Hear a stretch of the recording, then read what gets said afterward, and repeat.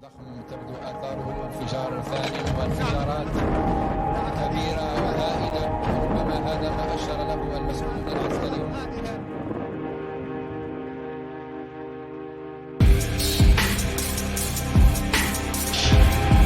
The United States is in a state of confusion and surprise. We fear this. We fear that they have something out that majority of the people don't know about. Olan tüm halkların hakları gibi haklar. Ne aşağı ne yukarı, ne fazla ne az. Pent-up feelings that may result from decades of repression and people who've had members of their family killed by that regime. A lot of killers. Get a lot of killers. Why you think our country's so innocent? But I won't attack it because someone fixed me on it. I don't let anybody use me to fight their battles.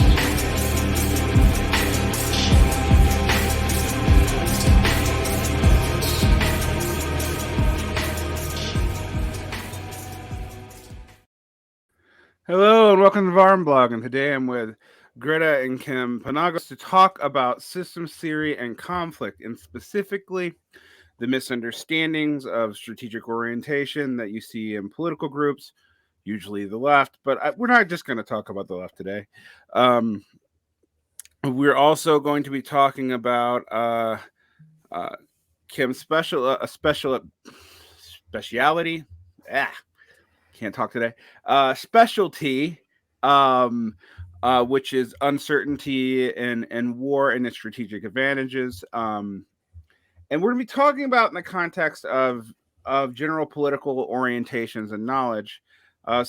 We were talking before the recording about things like the confusion between pragmatic knowledge in a war sense and even pragmatic knowledge in a scientific sense, and then its political deployment, which is big words for people are confused and we use that confusion poorly. So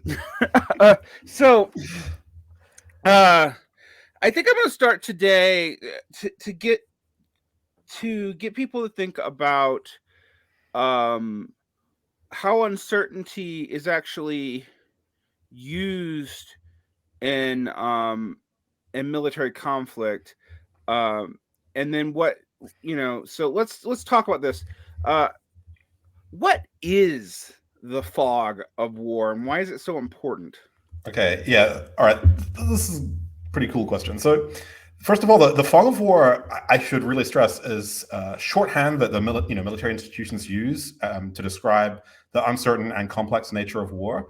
So I'm writing a PhD thesis that's kind of a history or genealogy of this concept. And the weird thing about it is that the concept itself, it's never actually really been concretely defined as a concept in military theory or doctrine. It's frequently invoked and alluded to, but no one has ever kind of sat down and said, this is the fog of war, and that account of it has become a kind of consensus concept. So it's more of a metaphor than a concept. Although it's often attributed to the Prussian strategist Karl von Clausewitz in his work on war, Clausewitz himself never actually uses the precise phrase, the fog of war. There's a couple of times he uses it refers to an atmosphere of uncertainty, for example, and compares it to being like a fog or moonlight, but he never kind of explicitly uses this term. I guess the other thing worth noting, without wanting to just give you the whole breakdown of my thesis, there's long been kind of grappling with uncertainty going back to the ancient Greeks. It's a big concern, for Plato, Aristotle, and so on. And of course, someone like Sun Tzu has his own kind of take on how uncertainty can be kind of wielded to some extent. Broadly, I guess you could say the Western tradition has more viewed uncertainty as a problem to be negotiated. And this is kind of the genesis in some ways of the theory-practice distinction, right? You have a kind of plan or ideal model, in Greek, eidos, that you develop, that you want to realize, and you kind of project onto the world. And then you take action to bring it into being. And this goal, of course, is your telos, right? And so we've had this this kind of problem ever since the Greeks kind of came up with this schema of like, okay, so we come up with our plan, we try and project it onto the world, but of course reality is complex and messy and uncertain, and there's a, as time passes, we kind of get this lag, right? That the fidelity of the plan to the world kind of starts to crumble. And so that's just, ever since the ancient Greeks, that has been a problem for military theory to try and deal with. And then I guess the countervailing tradition from the ancient Chinese isn't just to view uncertainty as a problem to be negotiated, but rather it might be a kind of part of like an opportunity that could be exploited. But even though the Sun Tzu is kind of most well known for this, there are some traces of this tradition in the West as well. The Byzantines, who were kind of the successors to the Greeks and the Romans, actually had a very, very sophisticated kind of military treatise that they would write. The Strategicon by Emperor Maurice, for example, is a fascinating text that shares you can see a lot of parallels between it and Sun Tzu. And Maurice was certainly well aware of the possibility of what I call kind of uncertainty engineering, that might be something you could kind of take advantage of to some extent. That's great. A whole lot came up in my head as you were talking that we haven't talked about yet. I've been reading a book by Stephen Gaukroger, The Failure of Philosophy, which actually tracks this impulse with praxia, theoria, eidos, and teleos through Plato and Aristotle into the Hellenistic schools. And then what he notes is like the reason why those terms get reemployed are actually vastly different historically. They come up over and over again in the Western tradition, but they're employed for completely different means. Yes, if you look at the Hellenistic schools, it's essentially a way of life or quasi-religious project. When you look at the revival of Aristotelianism and Neoplatonism in the late medieval period, it's actually an epistemological and theological project that turns into a scientific one. That makes sense. And then he talks about the science again now, and what he points out is this way of thinking has failed in every attempt. It has been a productive failure, as in that led to another field. He talks about that in terms of Christianity in the first instance, natural philosophy turning into science in the second, and he actually doesn't say what's going to happen right now, but the beginnings of the fissures in continental and analytic philosophy, where he kind of sees them both as being dying projects. I think I bring this up though because it shows that we have war theory that comes out of these concepts of high epistemology, and because you need dealing with reality is how you deal with conflict. I mean, and you have scientific theory. One of the things about political theory is that it overlaps with both, but is not exactly either. And so I was thinking about this. I think we talk about a lot of habits we see in people trying to do political warfare, and this is a metaphor for war, but it's a good metaphor for war. And to invoke Clausewitz again, the whole war is politics by other means, and then Foucault's inversion, no, politics is war by other means. And I've always thought like they're both true. Actually, it's a kind of imminent phenomena in that respect, right?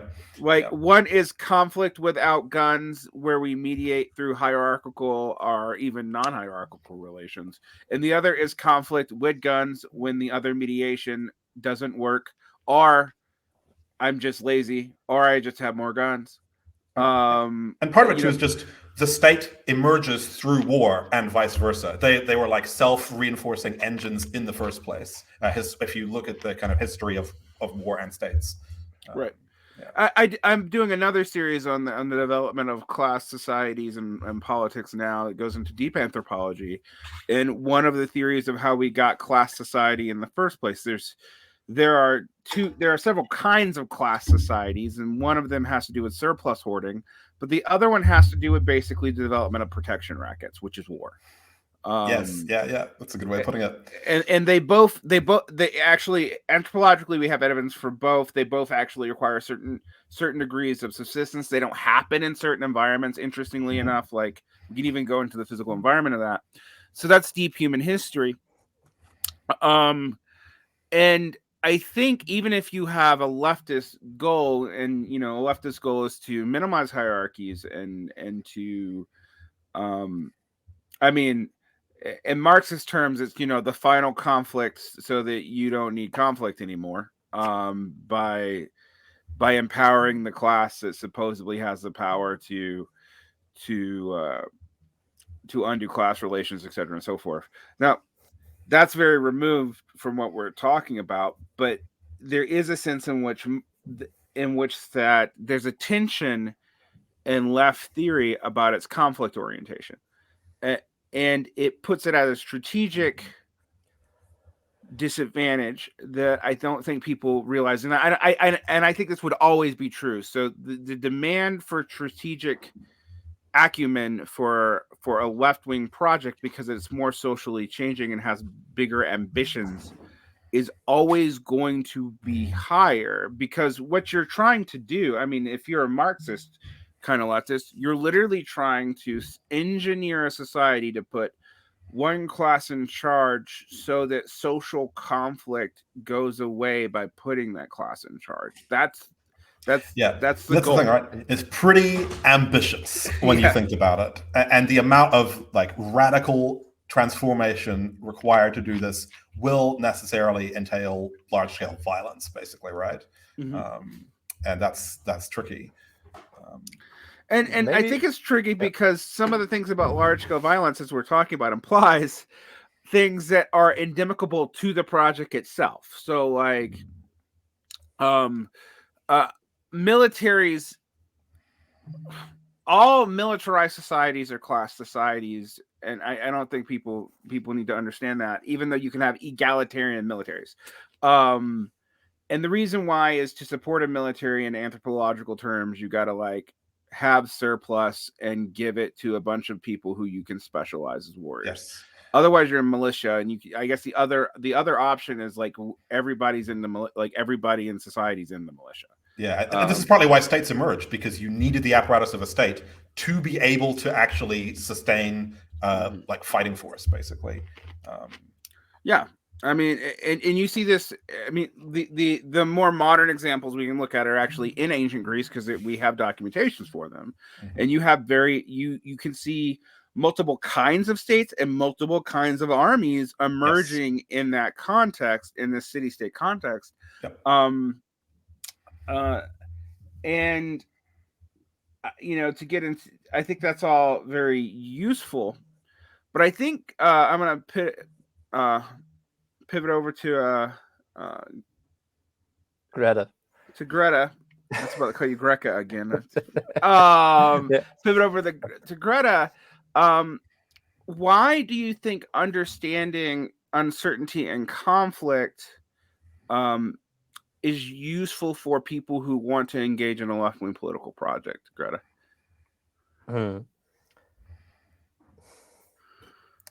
Okay, so in general, I would say, like, okay, the uncertainty part is like certainly Kim's better point, but in general, I would say, okay,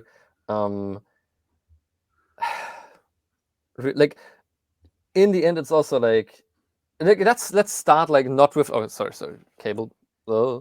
In maybe starting very, very pragmatically, so you don't have like, okay, hey, I lay out a big project, because like it's always okay laying out big projects which like then ultimately give you justification for why should you be interested, why in this, why is this important. It's like start with like a practical implementation, which would be something like, let's take like a pompous word, information warfare, and maybe the info war. Yeah, actually, and like and then not like in this, oh my god, we need like real information against disinfo. Like that's there is certainly like something useful in it, but it's like way too naive. Like, and it doesn't understand. It just truth will set you free. Truth will like generate like good liberal democracy or some bullshit. It's way too naive. Maybe for people like something that's more relatable. Let's go into stuff like remember 2016 stuff, like the meme warfare kind of stuff. It's like, okay, and so like, how do you like?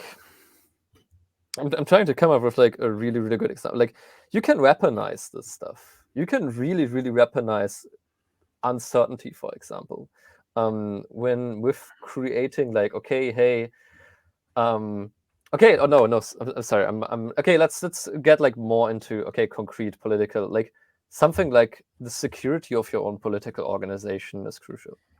Like, there is stuff that is like, okay, hey, the external appearance of your own political organization has influence on who it can collaborate with, what kind of leverage it might have, like in other organization, institutional mechanisms, whatever. And you have to like, we all know that, okay, the external appearance of like an organization and its actual functioning, its actual challenges that like come up when you are active in an organization, they're two different things.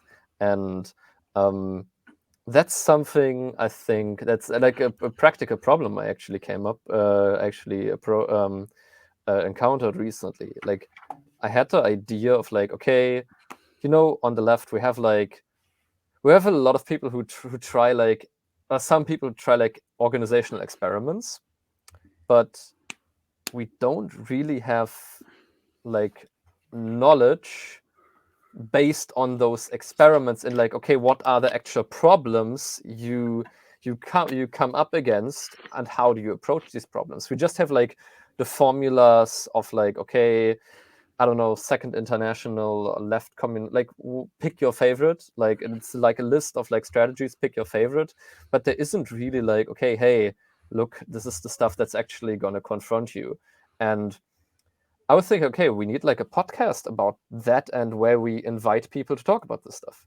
Problem is, that's a security issue, because that would like that would endanger the public image of their organization. And the question is then, okay, how do you do this kind of knowledge transfer, which is not like completely public, but like, and I haven't found like a proper, maybe you need something like, okay, like on like an invitational basis. I don't know. I haven't come up with a. So you're kind of saying like there's a difference between the outward facing like image and work that an organization does versus like its need to be, okay, we're going to have some internal discussions about more devious shit, we might say, that we don't want to have openly. Is that what you mean? Yeah, and sometimes also just more stupid shit. Like, it's not like, I wish we were more devious, and most of the time we are just more stupid. Yeah, I was about to say, most devious plans I see coming out of the left are ridiculous. I'll give you an example though of how I think this could be a problem for a strategic orientation, even an electoral one. You have a debate in Jacobin magazines in around 2016. That's not about meme warfare. It's about the orientation of the DSA. Should it be oriented as like what is it, a para-party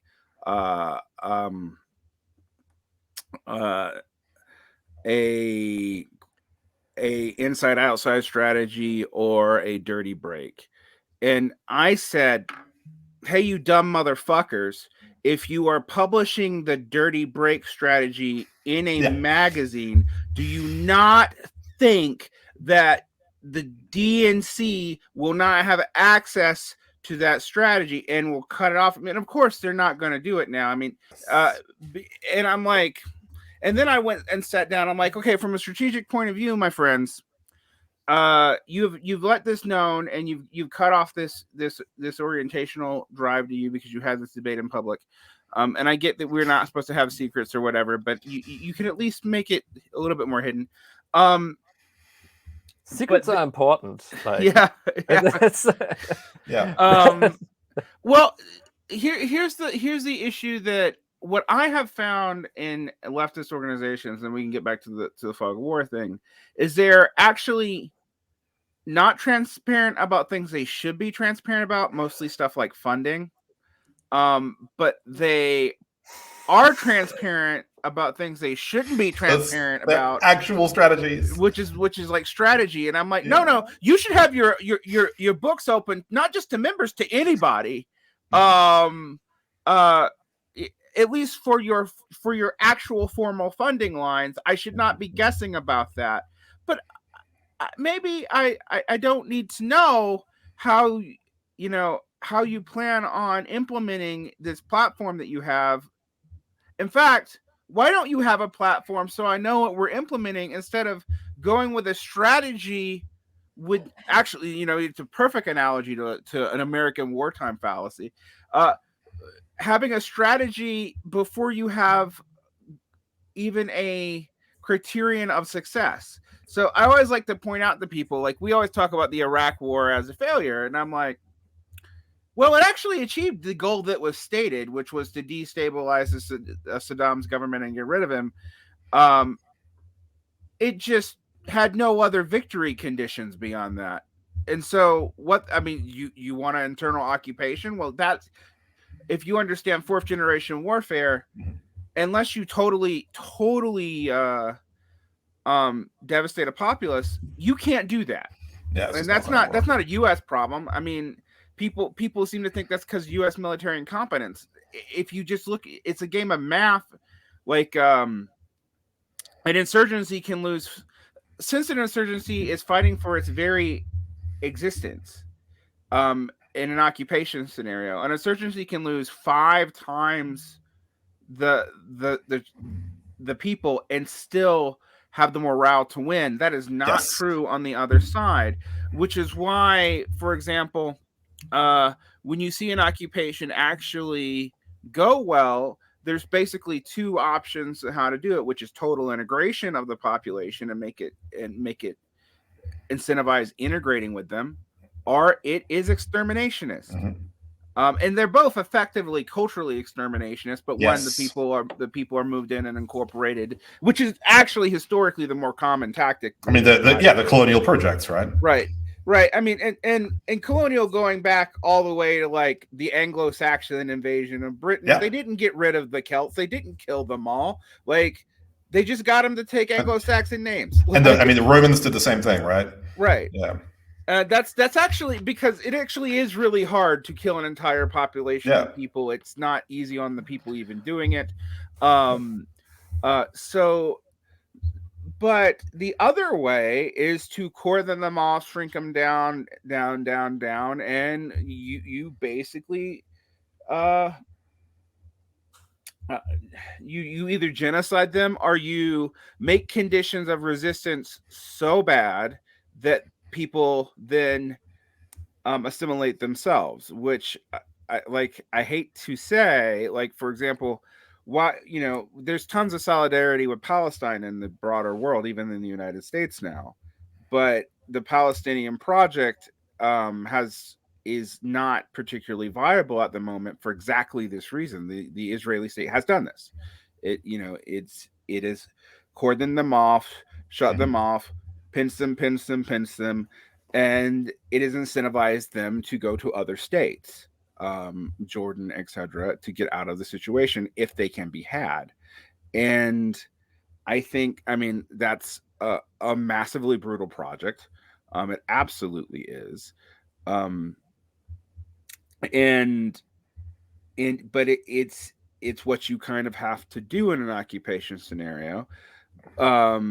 That's morally discrediting if you're not in a hyper nationalist project with most groups of people. Even most imperial projects will not do that most of the time, and actually many have destroyed them. So, one of the arguments with Romans and barbarians is like mistreating barbarians and not letting them integrate into the society in late Roman period is one of the reasons why barbarian hostility was so high. Right. So all this is like just tactical orientations, but but let's look at it more clearly now. I'm going to pivot a little bit to these big questions, so more specific thinker. So the Clausewitz model, which we can talk about the problems with it after we talk about this answer, has been the dominant model of warfare since it came out about 200 years ago. It's basically attrition warfare. But you had now when everyone says Sun Tzu in most things now, because of like business popularity in the 80s, people's eyes roll. But if you look at American strategic thinker John Boyd, who was, you know, really kind of a major figure in the 70s and 80s and early 90s in the United States, you had this pushback against the Clausewitzian model of war.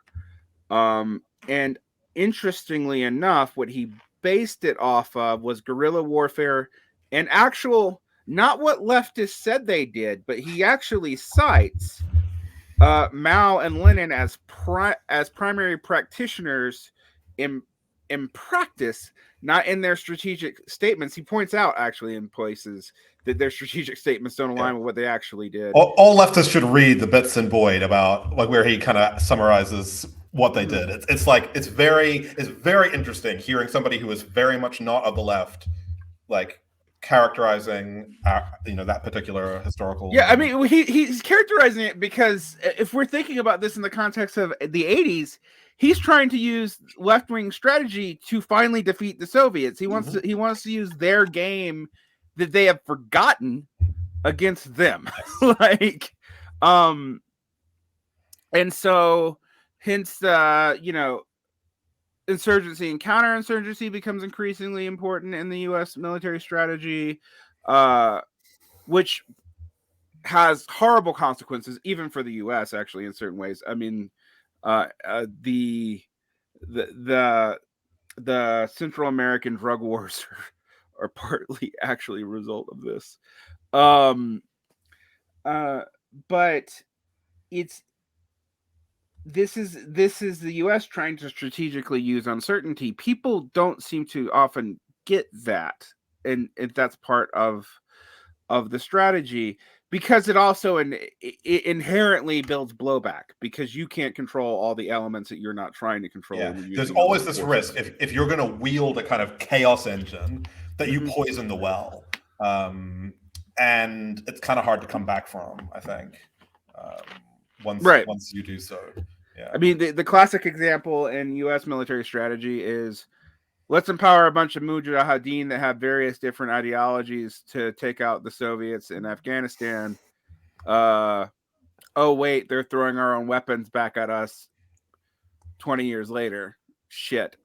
Also, we build the quote terrorist organizations that come to be aimed at us later on during the quote war on terror, unquote.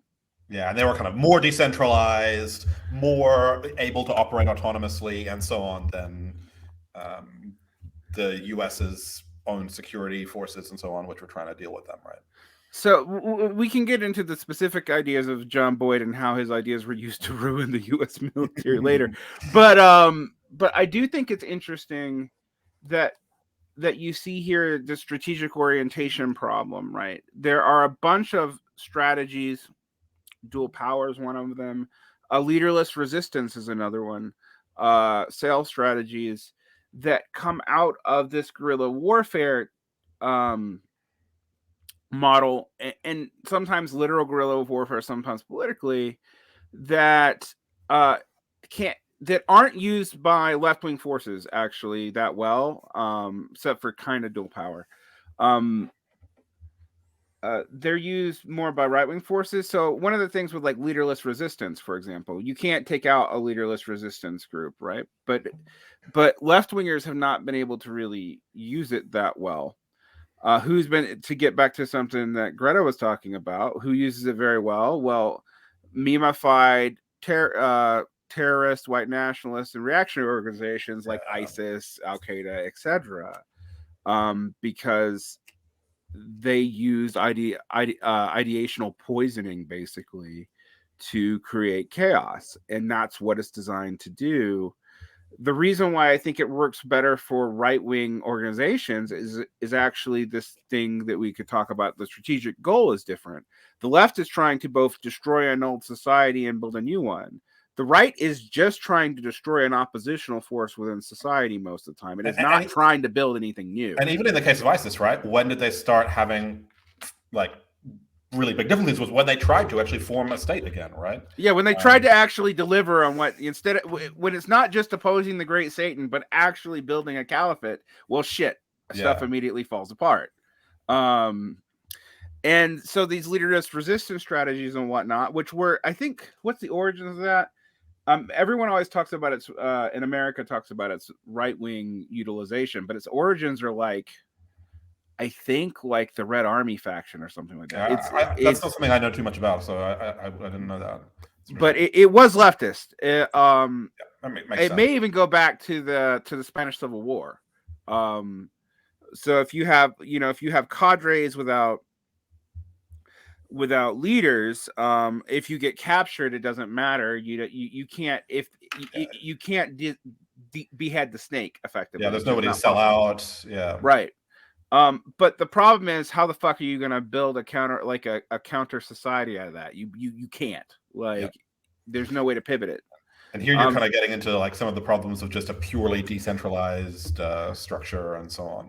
Right. I'm having an idea right now, because like we obviously need like destructive parts. Like we to say like, okay, hey, that's like, okay, oriented around conflict, fighting the enemy, which can be like either persons or systems or whatever. But like, and the question is, okay, couldn't you potentially functionally differentiate like the destructive part from the constructive part? So to say like, okay, hey, that basically this kind of like structure, if okay, I think it's not even really effective in like its, hey, doing destruction, but supposedly it were.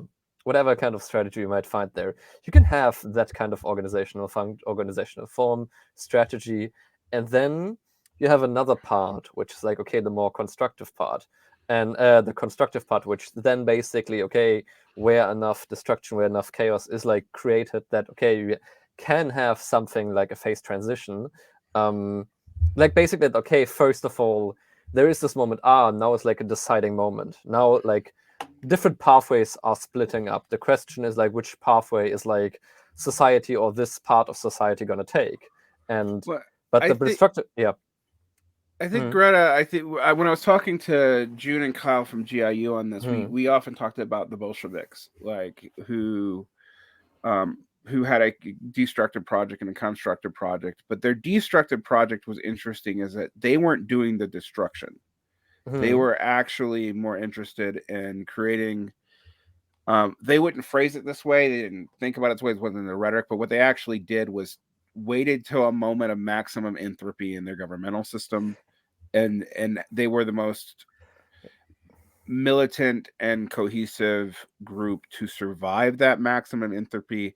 And then they set up a society, a governmental core from that. The issue with that, however, and I think you see it in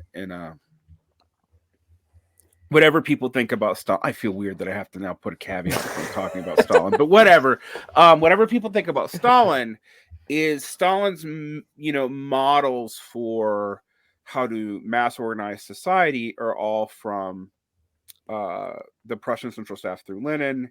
They're all from this kind of hyper unified core idea where, like, okay, we have diversity of opinions, but only one wins, and we have to fight this out within the organization. But we have to be a unified organization. We can't have multiple cores or anything like that.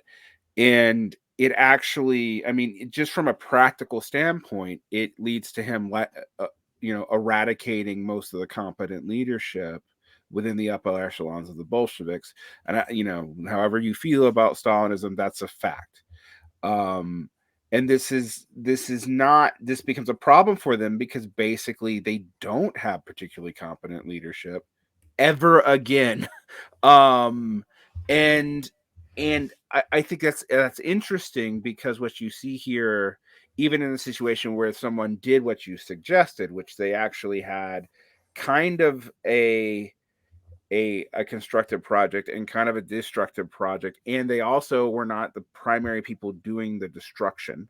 This is important to point out. They're letting a war scenario do most of it for them, where they're just like, okay, we're going to pull back and we're just going to let this shit collapse, and then we're going to swoop in. It's not a stable orientation. We'll use revolutionary defeatism, which in their case only worked not just because Russia pulled out and lost, but also because Germany was defeated by outside allies. I'm not sure that things would have worked out. They could have worked out even worse for the Bolsheviks if the Tsarist government had stood. I mean, not the Tsarist, the Kaiser's government had stood. The Tsarist government was already out of the picture, but like we never deal with that because it didn't happen, right?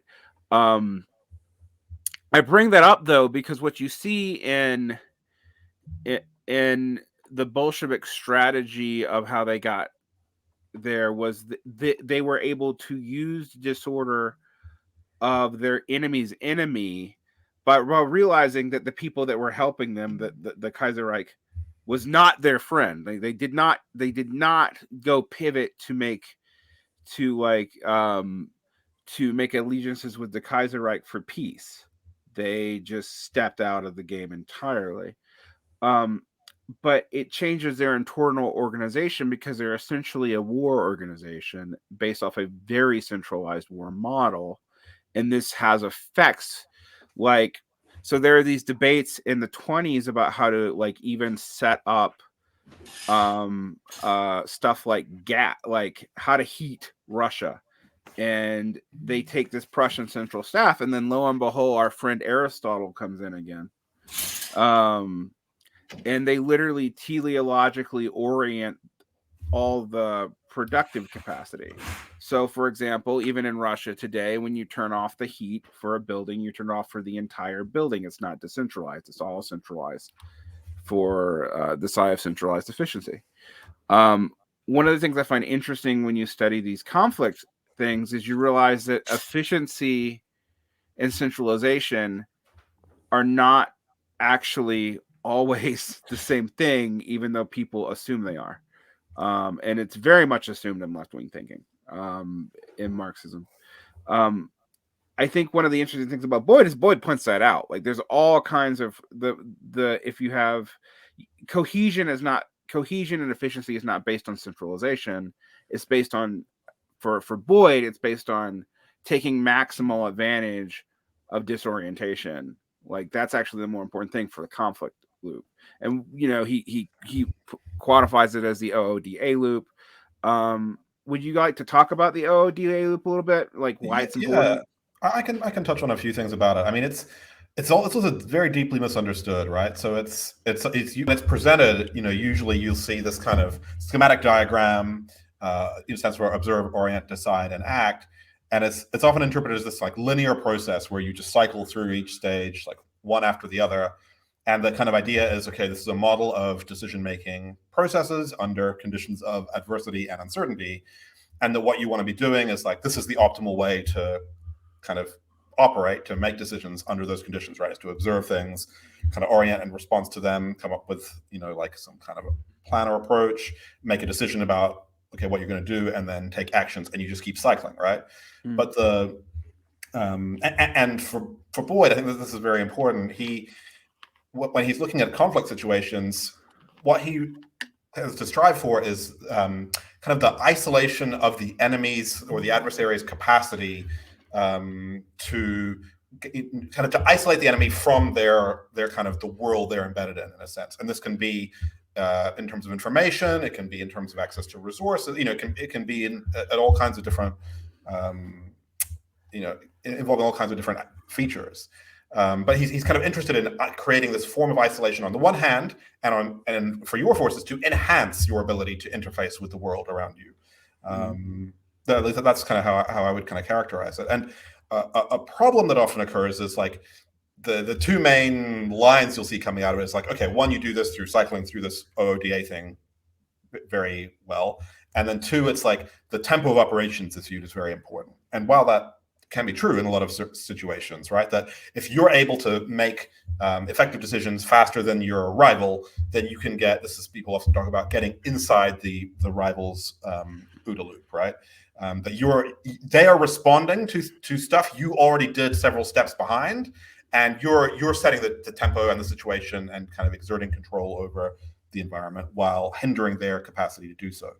But that isn't necessarily the case. Like I think the OODA loop is better thought of as actually not just one set linear model, but as a diagramming language. Like it's the way you might want to like different organizations and institutions and systems might have different ways in which they go through the stages of observing, orienting, deciding, and acting. And you might not want to always do them in a linear process. Like you might make a set of observations, do some orienting, and realize, oh shit, like actually maybe there's some issues with our information gathering processes here. We need to do some more orienting. And you go back and like repeat, right?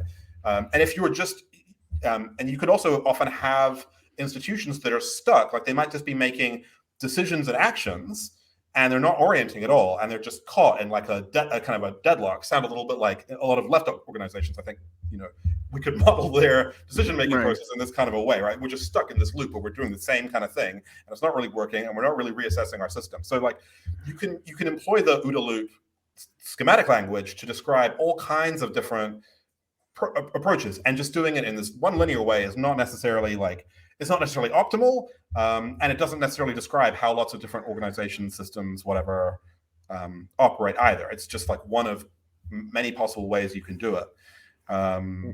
One super short question. The OODA loop is supposed to be scale independent, right? So like no matter on what scale the actor is on. Yeah, although Boyd gives he does give a lot of, something that's worth stressing too, is he does privilege the orient step in particular. That the capacity, like I think one other very common way of drawing the loop is, instead of like a linear step and then you go back to the beginning and go through, is rather you have like a triangle with observe, orient, decide. Observe, decide, act on the corners of the triangle, and orient's in the middle, right? And so you like observe, orient, and then you like come back and then you decide, orient, and so on, right? That can often be a like effective way of operating, but it's like, yeah, it's not scale dependent necessarily. You can do it at all kinds of different levels of your system, your organization, whatever, and different parts of it may be better suited to doing different parts of the schema too. But yeah, it's sort of like, it often gets shoehorned as this like one size fits all approach to organizational operations and decision making under uncertainty. But it's like, no, it's not like a silver bullet. It's just a way of modeling decision making, basically. Yeah, I think the orientation phase, though, we should probably like talk a lot about, because this is where your strategic and how you design systems. Like if you were to take Greta's schema, like you should have a destructive and a constructive branch of any political project. And I think I want to point out, most militant political groups actually do that. Like look at Sinn Féin. Like look at you have a militia wing and a political wing, and they are quasi-independent, but they're not totally independent. But what one does tend to find in those is one or the other, either the militant wing or the political wing, eventually dominates the agenda of both groups. Now that may be fine, actually. What you want to be just to be able to do is, I mean, the one thing you don't want, if you're in a political project, is to have a militia wing that you can't control, that's going to fight regardless of your victory conditions or political program or orientation, right? Because that actually means that you have torn apart your own orientation. That the purpose for which you have built this political identity, the purpose for which you have built this military cohesion, and how you understand the world has fractured, and you've basically done it to yourself, which unfortunately is if you look at the history of leftist groups, they don't tend to get defeated by outsiders, except in case of war. They tend to be very good in the modern context of just defeating themselves before they even get off the ground, or during their period of expansion, setting up conditions that are undo them almost immediately as soon as they have any power, political cohesion. The exceptions for that are like the Social Democrats in the 30s and 40s in Norway and Sweden. But even then, they set up things, as I've been doing a series on that for a long time, that would in the long run start to deplete their capacity. But I guess to go back to uncertainty and why uncertainty is so important in conflict and in political orientation, and maybe this can get us to the other part of the conversation that we were talking about beforehand, is that uncertainty for the military is not an epistemological problem. It's a pragmatic problem. And it may not even be a problem. Like, it may be something that you can definitely utilize, particularly if you're, if you're disrupting the orientation. Uncertainty is one of the greatest weapons that you have. Yeah. I mean, it's kind of both, I think. But I mean, the other dimension of it too is like, okay, so there's your information about the world. There's your opponent's comparable, information gathering processes. But there's also the fact that just uncertainty is actually a necessary feature of effective, complex systems themselves. Right.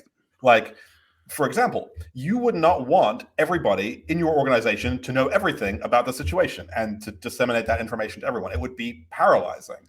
So you necessarily need to actually have kind of systems for delimiting information at particular scales and levels to have effective functioning. And similarly, obviously, like if a system is too simple, it's not going to be able to kind of necessarily like develop the kind of like sorry, my like complex systems knowledge here is a little rusty, but like you're going to struggle to if everything is if there isn't enough kind of uncertainty within the system, it's not necessarily going to be able to achieve the kind of complex emergent properties that you need to do whatever it is you're doing. Right. Emergence actually requires a certain amount of space, and that means that actually, if you were to come up with an ideology for your system for your group that is 100% foolproof, it limits your emergent capacity. It limits your ability to think in new ways, and thus, if anybody finds any flaw in that cohesion, you just destroyed the group, the ideology. This is like why it's easy to do, like hyper fundamentalist religions are so easy to like fuck with, actually, because once you find the crack, you could destroy the entire worldview. Like it's like at all fault. You had a perfectly coherent system that I just completely ripped apart. Like, and now everything's going to fall. Whereas like one thing I've been telling people, like, tell me what liberalism is, and I'll get 85 answers and no one has a good one, and they're all self-contradictory. We can't even figure out who the liberals are. But and this seems like a problem, but I'm like, yeah and no. This is a hyper robust ideology that like doesn't meet, like, yes, it can be a problem if it becomes totally non-cognitive, right? If it doesn't indicate anything. But the ambiguities in it are actually useful. They're generative. And also, I'm not gonna find, even with capitalism, I might be able to find something that breaks to like a libertarian's hyper liberal, very rigid ideology. But for your average liberal, I can attack one element of their ideology, but there's enough ambiguity in it where I'm like, well, I've attacked that one element, but they're just gonna take other elements and adapt it. All right. Whereas we don't have things that way. We tend to think, a lot of leftists tend to think in this idea not of systems but of coherence. They tend to think in this Aristotelian, like we just need the perfect teleos, and perfect everything, model, right? And everything will just fall into place. And that's not even generative to clear thinking, actually. Like, it's incredibly rigid. It's it's not resilient or robust. And I think let's actually talk about this a little bit, because conceptually resilience is something that like a lot of people on the left suck at. They do not build resilient thought patterns, systems, community groups, etc. Two things. The point that you just made about like, okay, the liberal, like you attack one thing, they will just take one other and adapt it into like their thought system. And I was thinking like, okay, like, isn't that like fuck ideology at this moment? Like, not okay what we think, like what do we do? Like, strategy is about not what we think about what we are gonna do. And the question of like, okay, hey, like the coherence of like an ideology, I think, is like way too overemphasized. And wouldn't it be like rather, okay, if you can like adapt it on like a material level, in the sense of like, okay, yeah, one element, and then like let's say, okay, we actually get some shit done, get some stuff rolling, and okay, our original path that we had imagined, because we have like one point of failure, we don't achieve like one goal that we thought of, okay, this is integral to our strategy, and then we're now, okay, what do we do now? Do we say like, yeah, okay, fuck it? I realize this also like in my own life, but like also in the left, we have like only ever really this like one path. We only ever have one path strategies. There's never like, okay, here's like the goal, and there are like multiple ways of coming around at like achieving that same goal, where you can like in somewhat of a modular way say, okay, if this one thing doesn't work, we can supplant it with something else that fulfills roughly the same strategic function. Like, it's like super what you like. That's strategic resilience, like resilience of strategy. If something doesn't work out, you adapt something on like, and like this is why I think political programs need to be thought of as not even policy objectives, but general orientations that you can state. You're operating as a navigator rather than as like a That's the second thing I wanted to say, because about strategy. I think something that's like implicit in a lot of ways is like, okay, strategy and like, because Kim was saying like navigation is like about, okay, how do we act? But the thing is like thinking, like you can say like, okay, thinking and the way we strategize is also a kind of acting, or like the question of like how do you gather knowledge is not just something that like, okay, only like the argumentative internal relationships between knowledge are the ones that are important, but the question of like, okay, thinking about stuff, discussing stuff takes up time, resources, etc. It's also something that's like put under constraints which are not simply internal to knowledge itself, but also from like, let's just call a material standpoint, in the same of like, you have to, there are different paths of inquiry, of research, of questions that you can follow, and you only have like a certain amount of time, capacities, energy that you can follow, and you have to ask yourself, okay, which path of inquiry do I want to go? That's not something that the internal knowledge will tell you. So strategy has also, like on a reflexive way, has to be applied to itself, and that's something I think we have to really. There are probably like thousands of examples you can give to that, but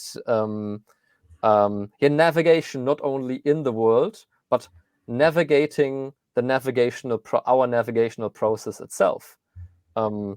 How do we find our way in? Like, what kind of questions are we asking? We cannot ask all the questions like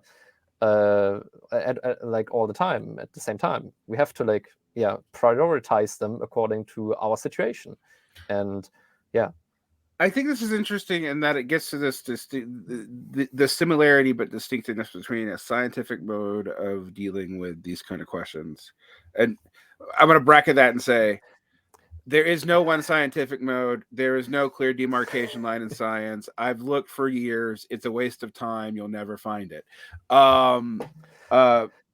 but you know, because that's a whole different philosophical debate. Leftists don't tend to be interested in it. It's just something I did for decades, and then I realized, oh, no, science really is this Wittgensteinian. It's a bunch of orientations that kind of produce similar things. But if I tried to look at any one of those processes, nail down a method or even a demarcation line, I can't find it until I find something that is clearly not science.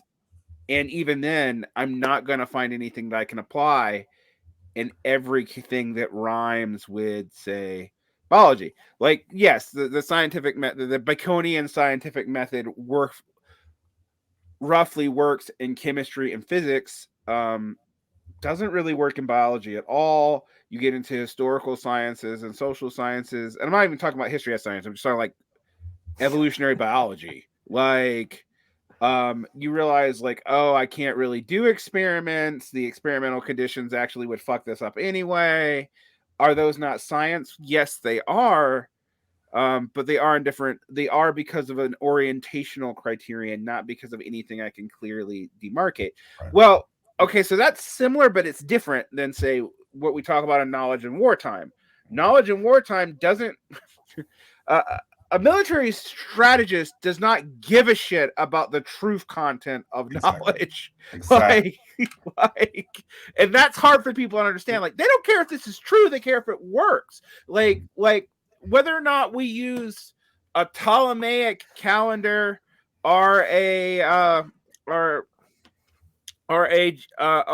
heliocentric calendar does not matter to the war strategist. What matters is I can predict movements of crops and weather for where my troops are going to go.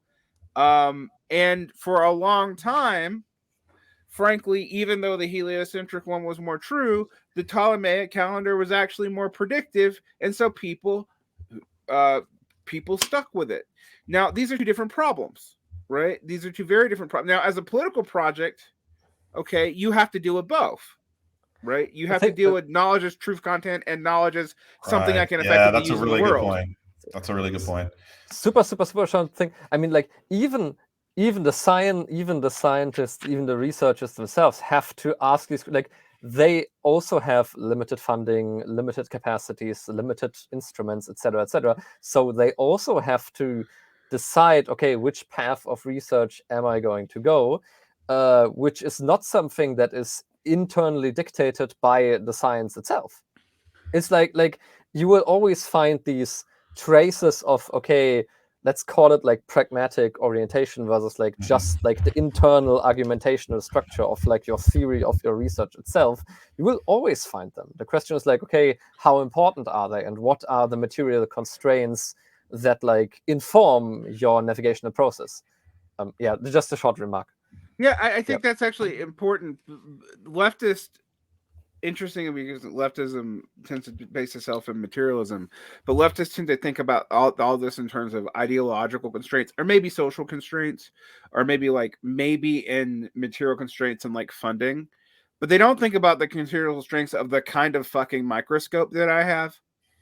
Like, and I think people who study war actually get this a lot more clearly, because you are very much limited by, well, I have an M16 or I have an AK-47. Yeah. There are different, like, even though they're very similar guns, if you've ever studied guns, they work just differently enough that in certain strategies or terrains, I'm going to change my strategy based on whether or not I have M16s or AK-47s. It's really like, it's down to shit like that, which is so obvious in a way when you like say it, and yet people don't think like that.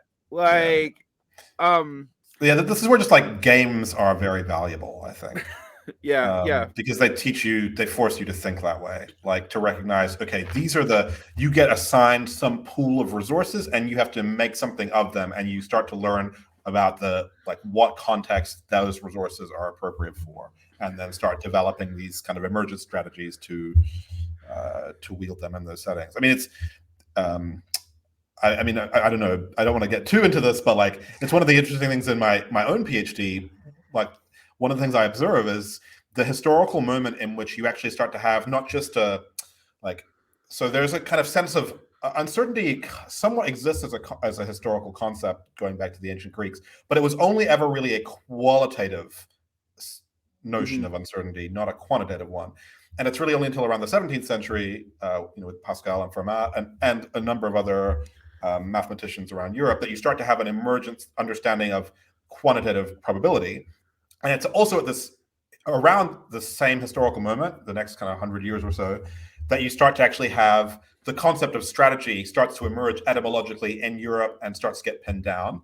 At the same time, you have the emergence of cartography, and then these all crystallize in the creation of the first professional war games, which attempt to actually not just represent war kind of abstractly as in chess, but to actually simulate it. And fundamental to these simulations was the incorporation of actual statistical forms, like quantitative statistical forms of uncertainty, in the form of dice rolling. And these early Prussian war games actually used the statistical firing tables of real Prussian weapons, which had just been developed, combine them with these cartographic scale maps of Europe and so on. And so to me, it's fascinating that like the moment you actually have a kind of burgeoning strategic, blossoming burgeoning strategic awareness and conception.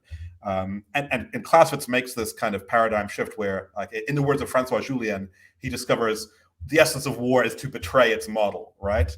That you have to be able to model, like think of war, to negotiate war, you have to think probabilistically. It's kind of the same moment where these these games using uncertainty get developed as well, right? It's kind of like not a coincidence that this happens.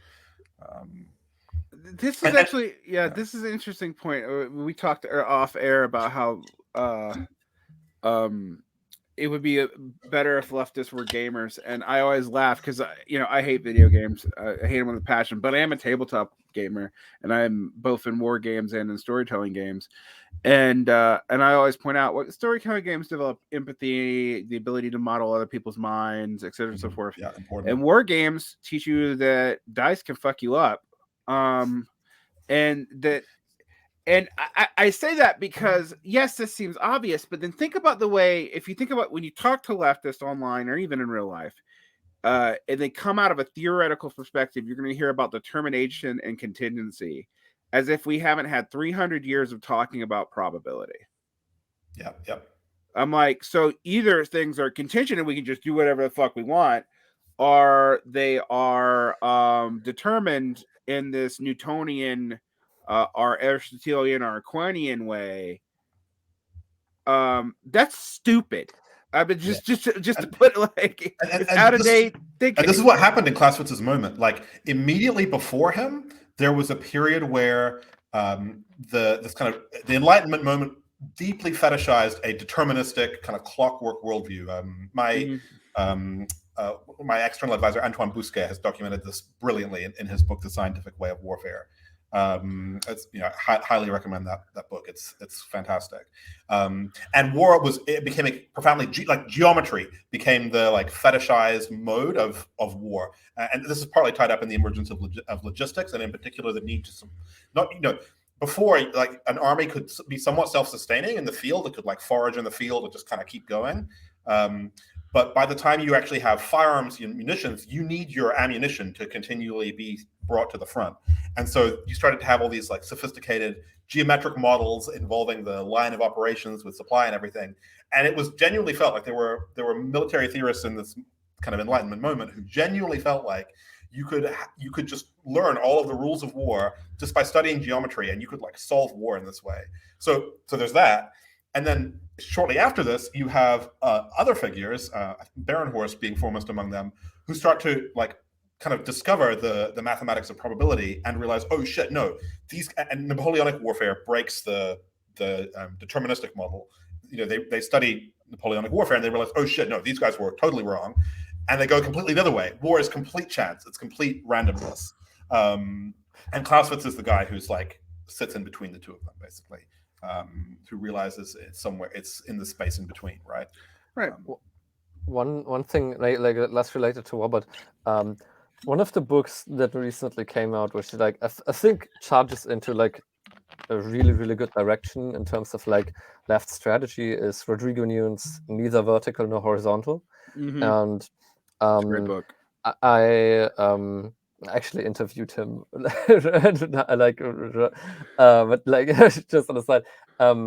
And I realized while reading this book is that like, okay, we like on the left when we have some event happens, some strategic failure, like that's like the standard, some failure of some struggle, whatever fails. We have like all the of most these standard articles. condition for leftists is some struggle fails. Yes. Yeah, and all of the articles in all kinds of blogs, online magazines, bam, bam, bam, bam, bam, all around they pop up. The thing is, like, what's the standard format of that? Like that we have like super common. It's like, oh, people like the author points out, oh, the people who were fighting the struggle adopted this or this specific tactic or strategy, which is like, okay, you have like your calendar of like, okay, the set, like, let's say, oh, they, I don't know, they were Trotskyists, they were Luxemburgists, or what the fuck ever. Like we've heard it a million times, or like they adopted this or that organizational model. And then if you're lucky, if you're really lucky, you get like a little bit of inquiry into like the actual existing empirical circumstances, but which you normally don't get, but yes. But if you're lucky, that's, and what you then get is like saying, oh, they had to fail because they adopted this and this strategic model. And then the thing is like the critique of this model, of like saying like the explanation of that failure is basically to point out some incoherence or inconsistency on like a conceptual level of that strategy. And basically like I have it like in my notes, which I don't have like now. I kind of like call it like the conceptual logical approach to like conceptual logical critique, where like basically, oh, look, there's like a logical incoherence or contradiction. Therefore, it had to fail, and it doesn't. It's completely idealist in the sense that like doesn't touch at all. Detached from reality, right? Yes, yeah. It does. It didn't touch at all. Okay, what did actually happen? Like stuff like, okay, like what basically the fundamental point of Nunes with this. Okay, you know what? Let's not take concepts and like the implications as our starting point, but like actual material forces which have like let's not focus on like conceptual contradictions, but like trade-offs of forces, so to say, like real contradictions. Like if you like zero-sum games, like you can have both things, but if you have like a real life contradiction, you just have like less of one thing and more of the other thing. And it's like so like we don't even have to have like, oh, you don't even have to understand probability or something. It's just like, if you just point that out, it's super simplistic, but it already helps you. Like we just need empirically informed assessments of, okay, what actually went wrong, what actually was going on in these situations. Like ditch this like, okay, yeah, there's a contradiction in like the concepts of the strategy, therefore it needed to go wrong. Like history is not a unfolding of concepts. Like, well, yeah, there's a couple of things there. One thing is I know we get tired of beating up on Hegelianism on the left. That's one of the origins for this problem, but I actually think in this one it really is, because I have people like, well, what about, how is contingency and determination they're not in dialectical opposition? And I'm like, this is not Taoist folk magic. Like neither, these are contingency and determination are complex processes. They are not ideas. I mean, they are ideas, but they're not ideas in that sense in the way we experience them in the world. They're not even opposed as processes. So even if you're doing emergent understanding of like opposed forces that emerge from other forces, that you're not going to get that from those two concepts. Yeah. You can have a very simple system, right? That can, like lots of very small parts can interact, and you can have emergent behavior from this, even if at the lower level they're entirely deterministic. Right. I mean, and so I always tell people you need to think of any sufficiently advanced dialectics should just be called systems theory. But in another way, we actually do have to really be materialists. Like the emergent strategy or an emergent concept can mean something very different when it emerges in a different material context. You cannot say it's always going to work this way or that way. Now, I can say certain things. For example, just to game. This is why I tell people to use game theory. And I can tell you my critique. I actually have some critiques of like Nash equilibrium, because people are like, well, you can put any value in Nash equilibrium. It's going to still come out. Also, equilibriums never happen in nature ever. But okay, so whatever. But I can still use basic game theory to say you get 6, I don't know, squad member congressmen, and you have 2 conservative senators. Well, the conservative senators can betray and become Republicans, so they have a place to go. But if the 6 Democratic Congress people leave, they become even less influential. So from a game theoretical perspective, the conservative senators always going to fucking win. So like this is a very simple game theoretic, right? Well, that's actually because the Senate and the House are actually, as far as like where votes are going to go and how many options you have, very simple systems. It is an ultimately a binary system in the United States, and the binary is really predictable, and we can model this stuff, and we can easily model it, and like, and there's randomness in it. I mean, there is randomness in it. Like, who would have fucking expected Kristen Sinema to be the most conservative senator in the? But whatever. Like, you can model this, and then you can also model stuff like pretty consistent, like the DSA has so much money as an operating budget of like $6.9 million. But if it's giving money to candidates after its operational form, it's going to be able to give like maybe $7,000 to $20,000 for any given purpose for a candidate to do something. And then I'm like, so what do you think the RNC can raise for an individual candidate to do something? It's going to be more than $7,000 to $20,000. Just want to point that out. Like they can have a dinner where the average plate is a grand a pop, like with like 1,000 people there. What are you on? You are playing a game in which you are not equipped to play. You are actually trying to, and to word this in war knowledge, you're literally sending an army of like 100 against an army of 7,000 on a level playing field. You are going to lose. You're not playing on the field where you would be able to run guerrilla tactics and do this, that, and the other. And you've also announced your strategy to the goddamn world. So not only are you playing on an equal playing field with 100 people, and you're going up against a massive army, you have projected your attack plan from space. What is going to happen? Like, and this is why this war stuff is important. But I also think they'll flip it on the other systems thing.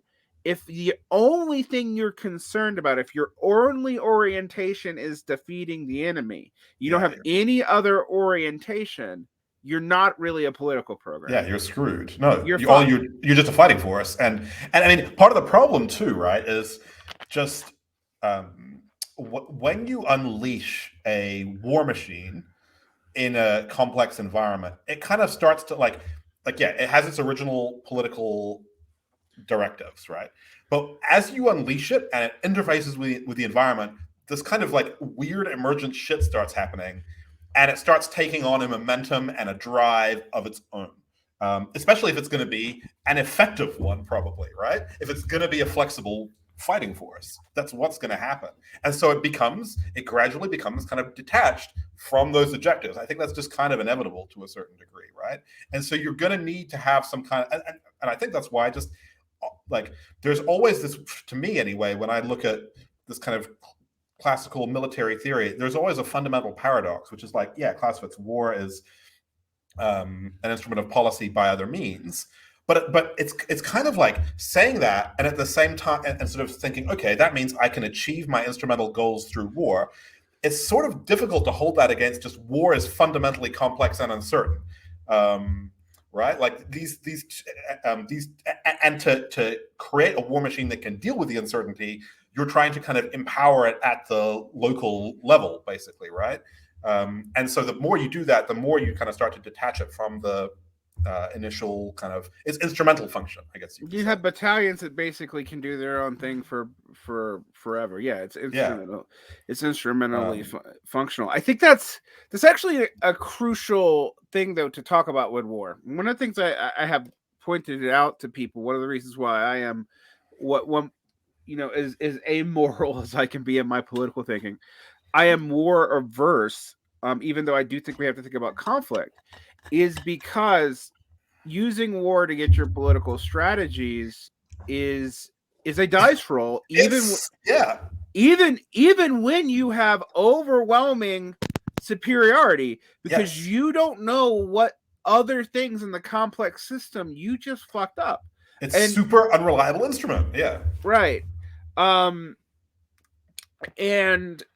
not only does it also we should also talk about systems affect the components of those systems, and when we're talking about societies, the component of those systems is people, and it will change your mindset. Like, you don't want a society run by a whole bunch of highly traumatized war vets being the only people in power. That's a way to like pretty much kill everybody, because trauma does, and I people are gonna hear me say trauma, they're gonna freak out, and they're gonna think I'm being pop psychological on this, but no, trauma induces certain kinds of characteristics which invade you to be conservative in the defensive sense. I don't mean this in a political content sense, but like, traumatic people are trying to avoid having that trauma again, and it also leads to counter aggression and paranoia, and logically, but those are not pro-social traits. They do not encourage pro-social interaction. And so also you have a lot of people who, when we're talking about understanding conflict, they'll like fetishize the cohesion of a unit. Well, one thing I want to tell you about the military is the cohesion of a unit is not a permanent thing. No. Like, nobody thinks you can have a cohesive military unit indefinitely. Like that, it would be absurd and insane to try. So yeah. Cohesion of units fractures frequently and inevitably, basically. The more protracted and intense their fighting circumstances are going to be. Right. And then also, like, maintaining that cohesion during peacetime is basically impossible. Yeah. Nor would you want to. No. And so I think when I say this, I say this like, yeah, we're talking about conflict. We should learn from this conflict. We learn from some certainty, learn from these strategies. But you can't one for one take like an OODA orientation. In fact, June and Kyle and I talked about this in their theories on Boyd. You made this point very well.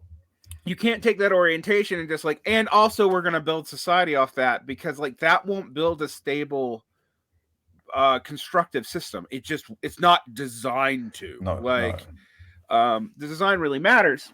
And that we've been going all over the place with this, but I think this is a crucial thing to understand. Now, like, it's been interesting. You've been talking a lot about Clausewitz and the innovations there, and there's always this tendency to pit Boyd against Clausewitz, because Boyd uses Clausewitz as sort of his whipping boy in a way.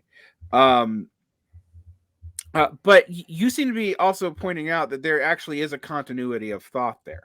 Like, I think Boyd, like, I would a book that's really good on this. I mean, it doesn't talk about Boyd specifically, but it contrasts Clausewitz. It kind of situates Clausewitz within that Aristotelian tradition very well. It's Francois Julien's. I guess two books: The Propensity of Things, and then what's the other one called? Treatise on Efficacy. And basically, he kind of views Clausewitz as being like as this figure who at once it kind of identifies the rupture, the problem, the fundamental problem in this Aristotelian schema, but at the same time is kind of just can't get outside of it. That he still kind of ultimately is like, yeah, you still kind of have to have a plan. And does and even though in the early chapters of On War he sort of says, okay, this isn't like manual for how to do war, which was the kind of common and predominant model in which military theory was passed down ever since the ancient Greeks. You would find these like war manuals, which would be a bunch of strategies and tips for how to like pick the best horses and all that kind of shit. Clausewitz was like, no, I am not writing that book. Does this really sets up this really fascinating theoretical architecture where he starts to poke a bunch of holes in this original Aristotelian schema. But then in the second half of the book, he goes and tries to write that book anyway to some extent, which is kind of funny. But yeah, Boyd very much is still. I think he's still kind of.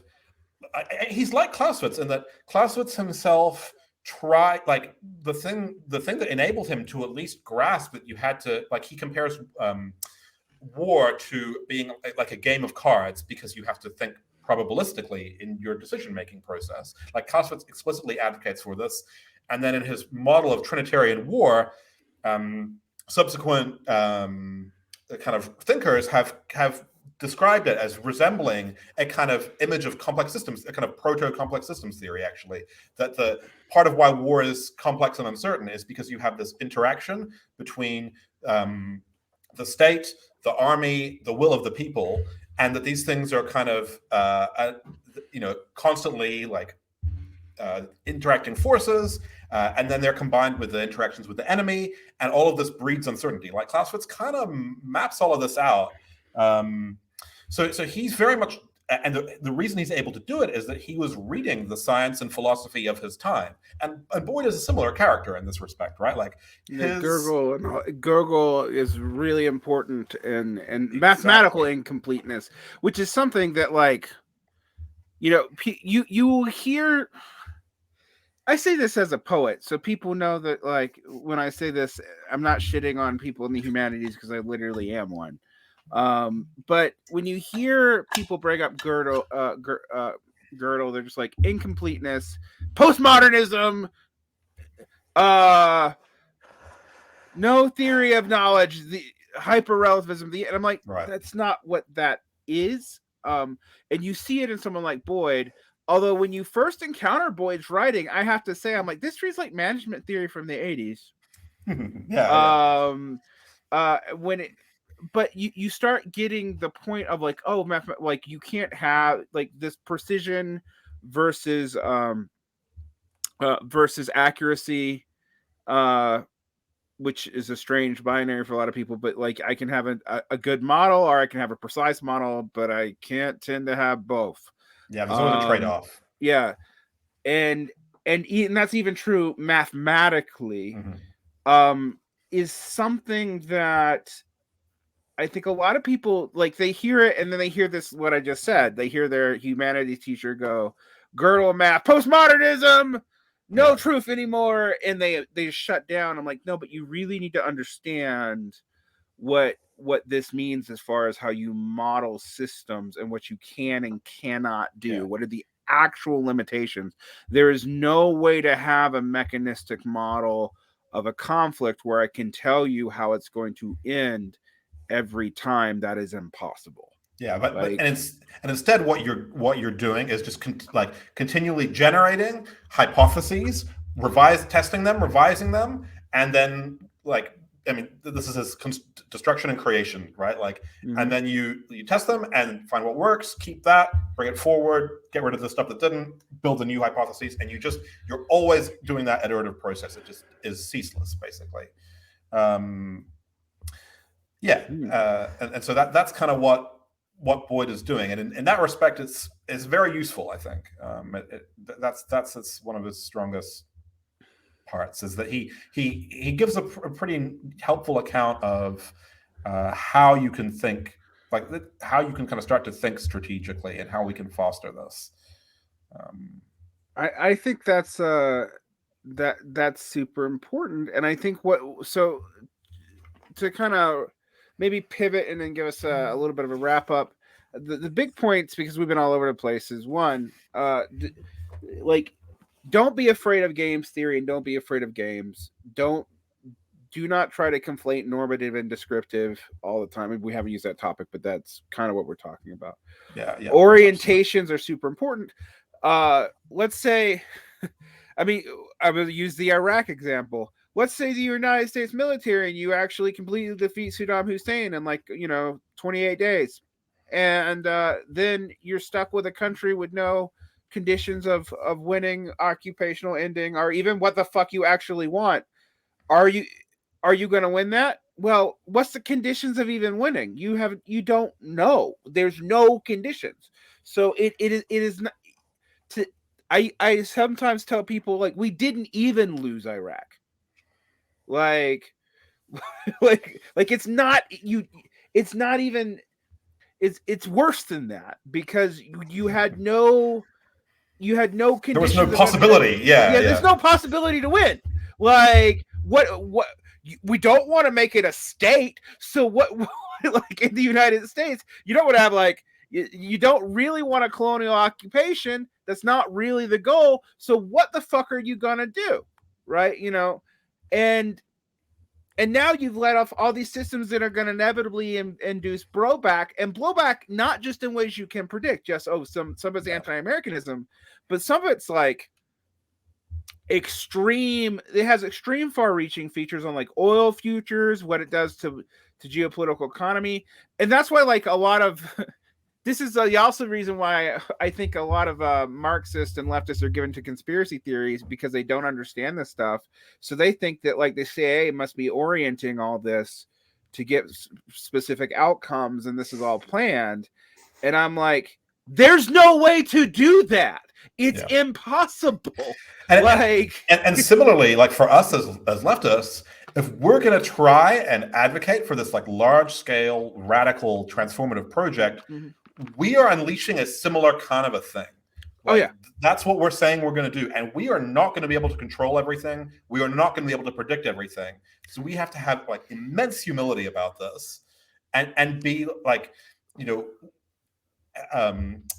we have to be just super, super careful about, like, okay, what the kind of, like, we may be able to make predictions on kind of, like, at a small scale over a short time frame in like a complex situation, but forecasting far into the future gets increasingly hard, increasingly unreliable.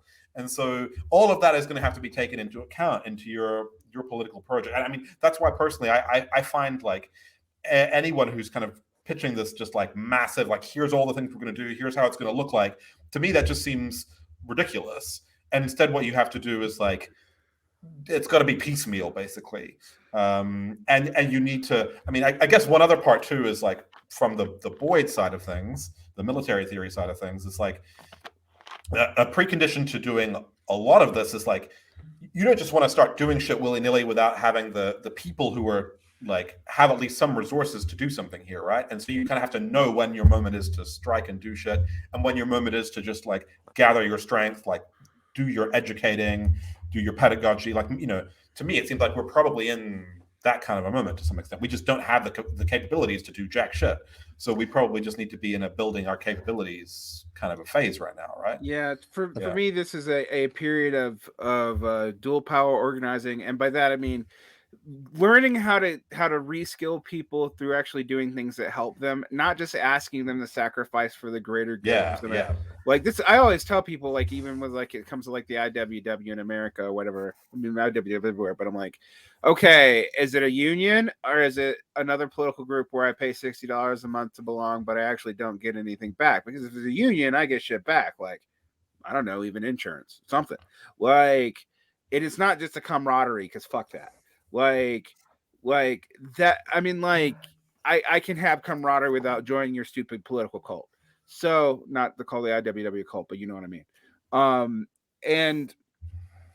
And that orientation is not something people get. And then I'm also like, the other thing we should be doing is studying, building, creating better models.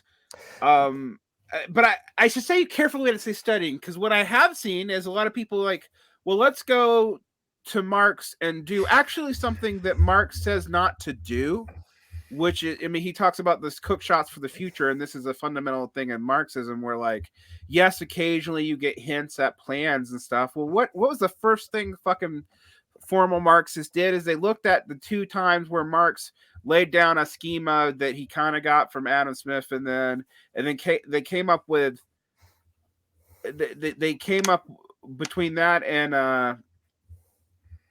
and like codified this historical materialism that said this and this and this is inevitable, and they conflated descriptive and normative, and then they like laid out the exact thing you're not supposed to do, which is like a 12-point program, or if you're a Trotskyist, a transitional program for how we can achieve this and this, and I'm like, this is literally the thing Marx warns us never to fucking do. Like we can't come up with that schema, we can't come up with that program. Like the program needs to be orientational. It should not need to be like, so we nationalize this industry and then this will happen, and then we'll be able to have this, and then when you look at what the actual socialists even did in China or in Russia, it doesn't resemble that at all. There is they didn't do that. When they did it, they were already in power and basically making shit up, and it worked out poorly for them once they started. And about the blueprint. You go first, Eric. Yeah, about the blueprint thing. Because there's now I will drop the one out of fuck the quote. Because I would like the thing is, okay, with like we are in this preparation, like once shit actually hits the fan, once actually okay, they're doing. Yeah, it is like I think it isn't yet. Like maybe like I think when shit hits the fan, things look different. Like things actually start to look differently, and in these situations, we then need orientation mechanisms. Like we then need something like a plan. This plan is not supposed to give you like, oh, you have like these steps, and if like, oh, if one step like you fails, like the entire plan becomes useless because you don't know what to do otherwise. It's like really okay having like, I'm very much on the side, to be honest, of like, okay, having different kinds of models. And the thing is like also to say, okay, hey, let's try to make these models as explicit as possible, so we can then pitch them against each other and see like, okay, hey, where are each other's pros and cons, weaknesses and strengths, learn from that, maybe start trying to like, okay, asking, can we make them modular in some kind of sense? And then it's like, okay, hey, this then the question, okay, how do these models actually relate to like our actual organizational capacities, our actual power to implement them? How do these models also mobilize people's imagination? Yeah, that's just an emphasis I wanted to get like the models are weapons, and you have to build your weapons in peacetime. Like to kind of like allude to this this quote that I like off recording as I read out, is like, yeah, we are still somewhat in peacetime, and we have to like do our weapons research now. And like, because once shit hits the fan, the material pressure we are under to make our decision looks quite different, and then we cannot afford depth of research. Then we have to prioritize speed. Yeah, and I think like you were kind of saying about the importance of like, yeah, don't just blurt your strategy out to everybody. That might not work right. I mean, a nice corollary to this is just look what happens whenever like, you know, right wingers get into power. Right? Notice how like they have a whole bunch of campaign promises which bear no resemblance to what they actually do when they get into power. Yeah, like that, you know, if they told everyone they were going to do all this shit, you know, like this brutal austerity shit and just shaft the hell out of everybody, and further consolidate, like, you know, look at what Johnson's government is doing in the UK in terms of all this like legislation around protest and so on, right? They didn't tell the US, the British public that they were going to be doing all that stuff, and they barely even have a campaign manifesto, right? Whereas UK Labour publishes these like extensive manifesto documents, which everybody like scrutinizes in depth, right? And then you get held to that standard. Just one kind of example, right? And I mean, obviously, yeah, the left can't function exactly like the right, but knowing when you should reveal what you're doing, and some stuff maybe you can figure that shit out later when you're in power. Maybe one thing, and that's what I wanted to get, I think, in the beginning when I said like disinformation. It's things like, okay, information is always this like relational thing of like, okay, hey, like keeping something in secret can be functionally similar to like creating such uncertainty about what you actually said that people don't know what's true or not now. Like you can at least like I mean, that's in thinking like plausible deniability is the thing. Like I think you can, of course, like it has to be super adopted to like the very, very specific circumstances, and you have to be realistic. But sometimes it's super interesting to trying to say, okay, to like deliberately create something like, okay, yeah, so what did they say now? And like something like deliberately create confusion. If I don't know, I think here's maybe the thing, and that's I'm a little bit too seduced by trying to be like experimenting with like this avant-garde techniques, like we all want to be fucking Machiavelli, but like no, but the thing is like it's like this. It's like I think it's like whoever does it the first time, whoever implements a technique the first time has like a significant advantage, like successfully has a significant advantage. But it's always the risk, or like saying, for example, okay, somebody would see a video of like whatever scandal, and the video is actually real, and the person would just say, like, I mean, it's nothing new, but the person would just say, yeah, it's deepfake. Like, just say it's nothing new, but let's just take this. And of course, it's always the question: do you get away with it?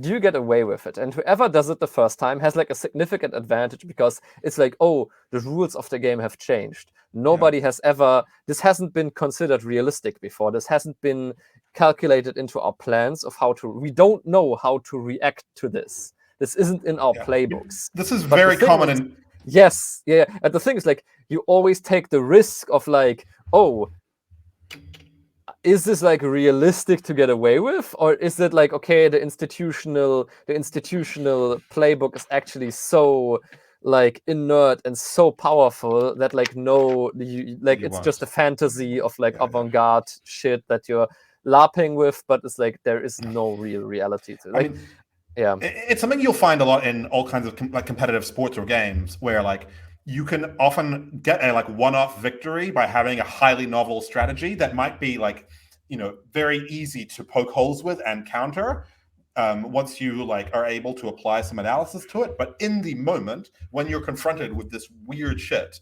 that can just like screw you over. Yeah, I guess in the American political context, the most obvious example of that is Trump. Actually, it's a great example of it. But I would also say that like Trump was, people don't realize this, Trump was gamed by his own party. And successfully. Like he was successfully gamed by and also, as we've seen, because Trump was an oppositional figure and he's a war in many ways, he's an internal conflictist as opposed to an external one. He can't control all of the forces that he's unleashed, and I will also say the shit that he has done will not work again. Like the number of norms he's broken, well, those norms are not broken, and I would, that's also true for Mitch McConnell, by the way, as well. And what I find interesting, and what people don't, in analyzing the Democrats, they don't understand if this is deliberate or not, is their tendency to use norms and prior models and as things to shoot themselves in the foot with. Now, you said this off air, Kim, but there is a sense in which evil is always strategically advantaged over good, because good does have standards and evil just doesn't, right? And I don't like talking about things in moral terms like that, but there is a sense in where, like, okay, I literally cannot be, if I'm a leftist, I literally cannot be a demagogue to empower other people. Yeah, like, it doesn't work. There's some strategies we just can't employ, right?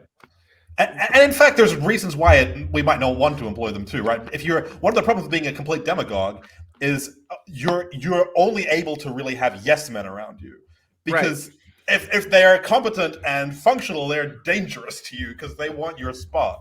So like that system is gonna crumble in the long term, probably. Anyway, sorry. Maybe one I think, like, to have at least like roughly an orientation around how to think about this. It's not like, okay, yeah, I mean, you might have, if you're like a good person or something, I don't really care, you might say like, okay, yeah, you don't want to employ certain tactics because they're morally abhorrent. But if you're actually like, if you think strategically, it's about like, okay, what do these tactics do? What kind of, like, what are their knockoff effects? What are the path dependencies?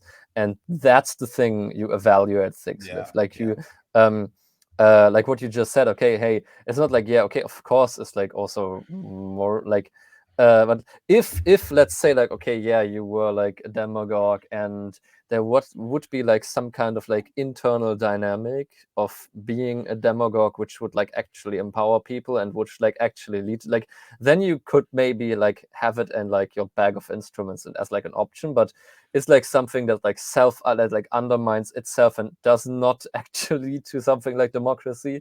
I think that's maybe also to think about, okay, like, you in a pragmatic scenario of like an organization, you have to have division of labor, you have to have certain kind of command hierarchies, and I've tried to come up with like a rule of thumb on when is something like that good and when is something like that when you should be very, very like you should always be cautious, but like when it's something like that tolerable. And I think like a good rule of thumb is to say, okay, something like that is tolerable if you say you have like a built-in dynamic, like organizationally, internally, that basically leads to the self-abolition of this command hierarchy. This sounds super abstract, but to say like, okay, you don't have enough people who can do a task, for example, so you have like one person who can decide about this one thing, and then assigns people, and then you have like a recruitment process, and then you educate people so they can do the specific task, and you have that like actually written down in like in your formal thing, and it's actually like a practice revolves around that, so that this kind of like command hierarchy, according to like your inflowing resources, starts to abolish. Because you're no longer reliant on the one guy who knows how to do that. Yes, it's like the command hierarchy. Does it lead to skill capture? If it leads to skill capture for an individual person, that leads to the iron law of oligarchy, and that's a problem. It's like you like you can say, okay, you are under certain material pressure, you are under certain material constraints which necessitate to put this command hierarchy.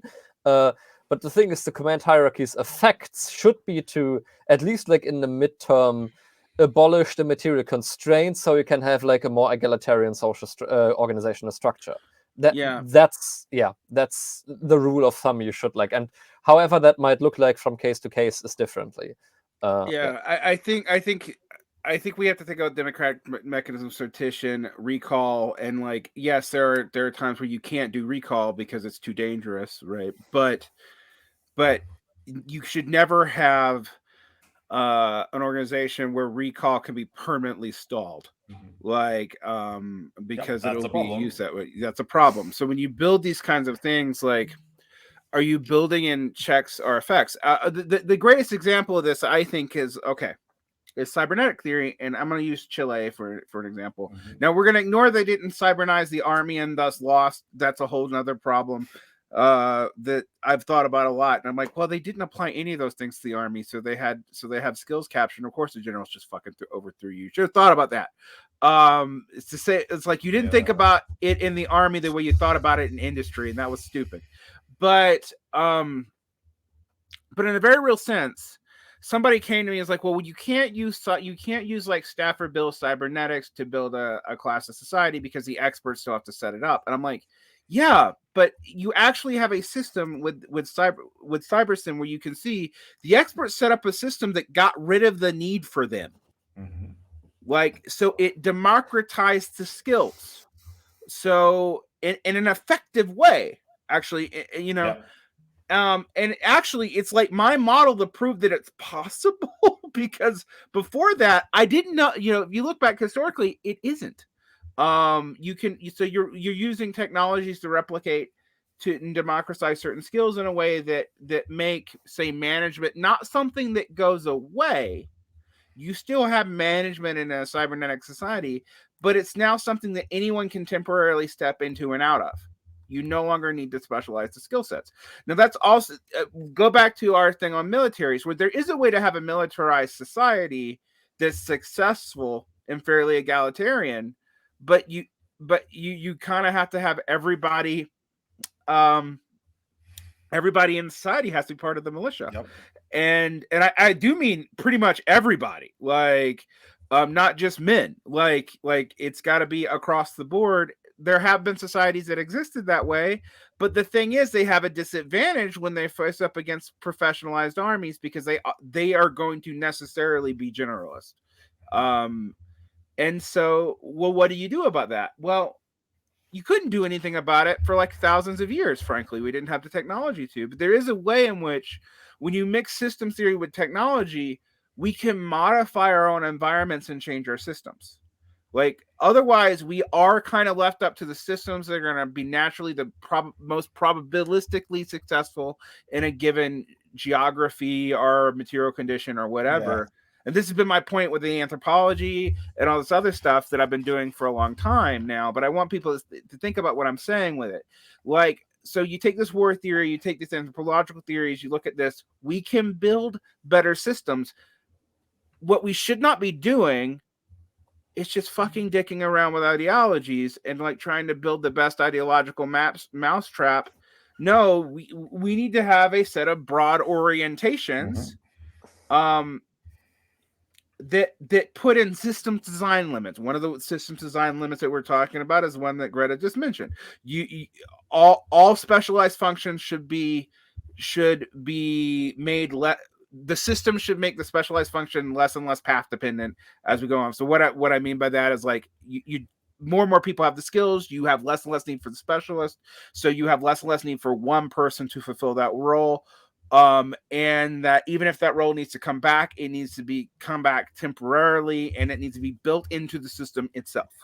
You can do that. You've had successful, relatively, not decentralized armies, but successful armies where there's very low difference between leadership and soldiery. Yes. Going back to the ancient Greeks, in fact. Yeah. You can have those models, and they can often work, actually, but you still have skills differences, and you still have temporary, like, people will assume roles of leadership. You have to have that. It's just whether or not they step back in. One of the most horrifying tendencies I've noticed in revolutionary movements, be it left, right, or center, is this tendency to, like, take the fucking war leader and then make them the leader of all society, which is a terrible idea. Yeah, don't do that. Terrible idea. Don't do that one, guys. Like, it's a terrible idea. I mean, this is something I always think about with even just in electoral politics, like the skills to win elections and the skills to, like, be competent leader are like not related at all. Yeah, like, so different, right? So and you see that actually over time. Elected leaders tend to get worse. Yeah. And in fact, I mean, it's interesting looking at the right. I mean, I don't know how intentional this is, right? But quite often you'll find in the right, like, one guy wins the election, gets rolled by, like, he's kind of incompetent leader, and then they have like a leadership change, and then the new person takes over and, like, does their thing.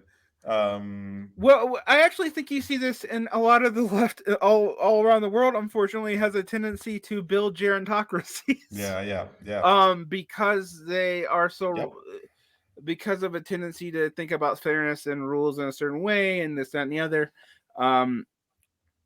Now, I could get super psychological and talk about the unfortunate thing. I'm beginning to believe they're just the kinds of temperaments that are attracted to leftmans are also to left projects are also the kinds of temperaments that would be attracted to bureaucratic projects, which is kind of a nightmare scenario. But I think those are things you can control for, right? I think you can control for these kinds of differences, but you have to think in systems terms. And the other thing I would add to it that we haven't mentioned is I also think you have to think in complexity theory terms. Oh, absolutely. One of the things that I find interesting, like if you read Joseph Tainer, he talks about the tendency of over complex systems to prop up demagogues because it seems like a simplification of the political system. Yeah.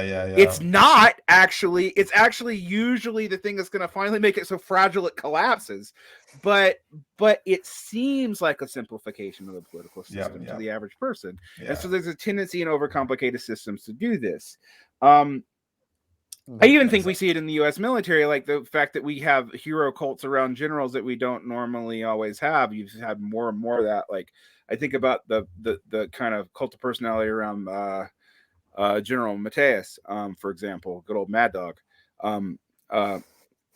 a person who I actually have always kind of respected because he was one of those few foreign policy realists within the military themselves, which I was always confused by why he accepted the Trump position and ultimately it didn't work. He's, there's issues there. Maybe, but yeah. So maybe one thing about this. Okay, like getting rid of this like leftist. I like you can call it mindset or you can call it like deeply ingrained pattern of behavior, like unconscious pattern of we just repeat over and over again. Is really to get into like an organization that is also like somewhat oriented around this like has this we want to get rid of this stuff and we actually, but we also don't want to because stuff like path dependencies exist. We don't want to just let's get stuff done, because otherwise you could also just say you know what, we're now a startup. And like the CEO, I think that actually happens a lot. That's Pat Buchanan quote I always talk about, like political movements that don't take power, mature in the businesses and age into grifts. And I'm always like, it's true. Like, I mean, and I think like actually like that's what I wanted to because we don't really have these channels of information which like give you what are the actual challenges when you're active in an organization whose structure you can co-decide with other people, and we don't have channels of information around experience around this, around like what are the struggles, which can also be like the mental mismatch of like but I've read all of this stuff and now I'm confronted with like challenges which I've never expected before. How also I on a personal level psychologically deal with this? How do I communicate with the other members of the organizations? And all of our channels of information are about ideology, are about like the formal stuff, and not like even the super helpful one at that. Like if it were just like you know what, let's make all of our information channels about like complexity theory and systems theory, like that's a step forward, but like still grapple with the practical maybe someone problems. has an idea about that. Maybe someone's really thinking about sneaking starting a Marxist podcast and then slowly sneaking in complexity theory, but maybe that's all I should say because I'll let my strategy be known. Who knows? Yeah. And grapple with these problems with people who have like somewhat of a similar interest to you, who also don't want to like if it violates the like really experience. Maybe that's like the with like the essence of war is to betray its model. What Klaus with like this you have to experience the problems you get of acting under material constraint in a political organized way. That's nothing that like you have to find like and maybe you can establish like heuristics and rules of thumbs, etc. And but I think that's like Yeah. I think our project right now is like research projects, political programs, but I realized I say that word, but I realized in the last year that what I meant by political program was a program of orientations, where everyone else meant like a program of policies, steps, of party okay. building, or Like, no, we're not ready for that yet, guys. Yeah, we're not there, and also quit fetishizing of like. There's a lot of equivocations with words, because I'm like, what you meant by party is not what people meant by party. Was not like these things are actually different things that we just use the same word for, even. So like your conception's skewed. Back away. Just think in terms of how do you build systems, organizations, and orientations. And I also think we need research programs, but again, they're not. Research programs have clear, delimited term meanings, so we know what we're talking about, which on the left we do not have right now. But they have various methodologies, but there's not a methodology. There's no immortal Marxist science or whatever the dumb fuck that is. There's not and these things are in feedback with each other, and they should generate emergent strategies that can fill in the gaps as things change. Because these systems do need to be robust and resilient. And I can tell you right now, I don't see a left on Earth, and so like my nightmare scenario is that maybe leftists are just temperamentally unable to do this, but that is resilient in the sense that it's both that it can both survive and also win without doing things that destroy itself. And I'll give you the example that unfortunately I've seen. Most left organizations will collapse from success.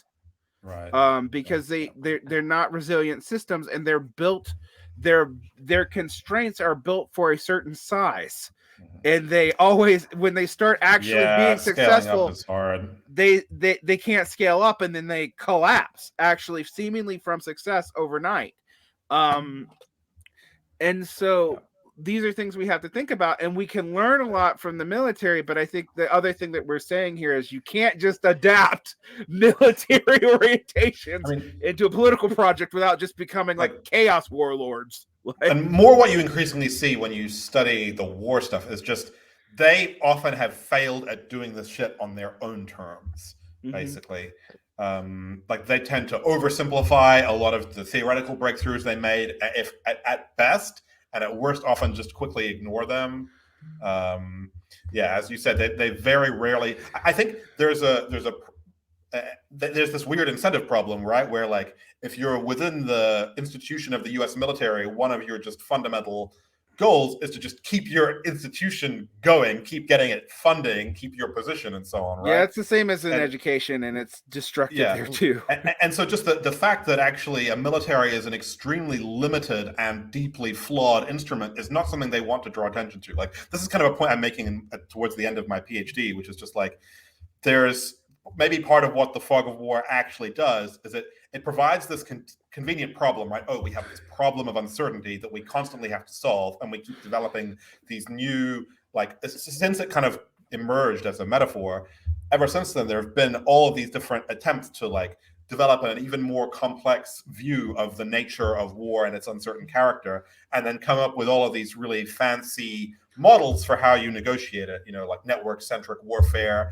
Now they're talking about like mosaic warfare and so on, all of which seem to solve or at least alleviate the problems of the fog of war. But what they never really want to do is draw attention to the fact that, like war as an instrument of policy is just kind of a fuck tool in the first place. And that like it's just an unreconcilable kind of problem. Maybe you're in some situations, you're going to be able to do some useful, like war is going to be a necessary evil, but as a like reliable tool of policy, maybe you might want to rethink that one. And then that has obviously very uncomfortable implications for just your entire apparatus. Yeah, particularly if you're, say, United States and you're basically a military state, which people in the U.S. don't realize, because I'm like, yeah, it's the military state because you don't see it. Actually, if you actually realized how much of the fucking state it was, you would freak out. Although right now it's also like the most stable and competent part of the U.S. governmental apparatus. So, which is just kind of, because I'm like, you know, the deep state is real and it's the military guys. The only part of the U.S. government that's popular. As the last thing, maybe because we didn't get to it, but just and we don't have to discuss it now, but like as a hint to everybody who's watching this, is this the paper that I mentioned off screen is like by Arrigo from 1999. I guess we can also send you the link and you can put it in the description. It's called The Ethics of Weapons Research, a framework for moral discourse between insiders and outsiders, which basically develops these like conceptual thing between like cooperative epistemology of science, where it is about the validity of knowledge, versus or like in contrast to like the adversarial epistemology of like intelligence. So like in security intelligence shit, and also the relation between these, like, and it's like, okay, validity and utility of knowledge and how they are like not necessarily always coupled or only like a limited degree, and that this is basically like this can be like a conceptual starting point to just get things so much clearer, which we on the left have thought about like in critical political theory, or even in stuff like standpoint epistemology and identity politics. Like this stuff helps like so much in getting this stuff. I think clear. I also just want to quickly hat to my friend Sam Forsyth, who's actually the person that sent me that paper in the first place. He has referred to it as his kind of like secret weapon. So I feel a little bit bad that we're like telling people about it. But he's a writer and thinker people should be checking out. He's Polymetis on Twitter. Okay. He just wrote a cool blog. He has a cool blog. Yeah, he just wrote an incredible paper, which is about strategy and strategic thinking in Dune, weaving in a lot of stuff from Clausewitz, but also the pragmatist philosopher Charles Sanders Peirce. Sam's doing a lot of really, I think, fascinating and deeply important work about kind of basically like what is like how strategic thought actually works, and he's looking at it through the lens of Peirce's abductive reasoning, which has a lot of parallels actually with like Boyd talks about induction and deduction as part of the like creation destruction model, but in a lot of ways what he describes is actually kind of similar to Peirce's abductive reasoning. Right. Yeah. I before I was a Marxist, way back in the day when I actually thought about more useful things, I was really into Charles Sanders Peirce for that reason, both in pragmatics, which is different from pragmatism. He gets really pissy, even when he was alive, at the where pragmatist went. Yeah, true. I'm not really like a person expert, so like I kind of was obsessed with him actually for a while, but abductive reasoning gets like once you start to grok what Peirce was trying to figure out with abductive reasoning, you just realize like, oh fuck, there's an entire Western tradition that's kind of useless. That I mean, like it's useful that it led us here, but like it's going to lead to consistently predictable thought cul-de-sacs that he's trying to get out of. Interestingly enough, I actually think the German idealist and then the post-idealist materialist dialecticians are also trying to get out of the same problem. Right. Like they realize the issues of it. The issues with inductive and deductive reasoning become very clear to them, and Peirce is working on it separately in America. And I really wish, because Peirce doesn't have a state apparatus justifying itself with a whole bunch of pseudo philosophy attached to him the way some left projects do, that people go back and look at that for one of the ways to start thinking about even reconceiving what dialectics and systems theory is.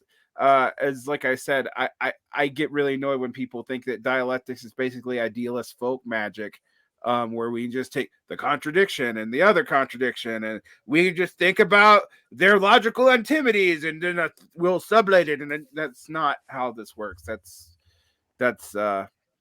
ancient superstition, people. So like that's where I think we should go. And I want to thank you guys for coming on. I will probably be back in touch in the future because these are all subject areas that are under discussed.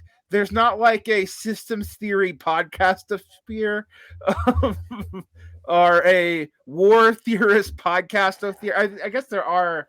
I guess there's you guys and War Nerd, but yeah, I mean, it's funny how there's a like for me when I heard the part you guys did together, with the GUI guys, like I was like, God damn it! Like that's my that's my shtick. Yeah, it's just my hobby.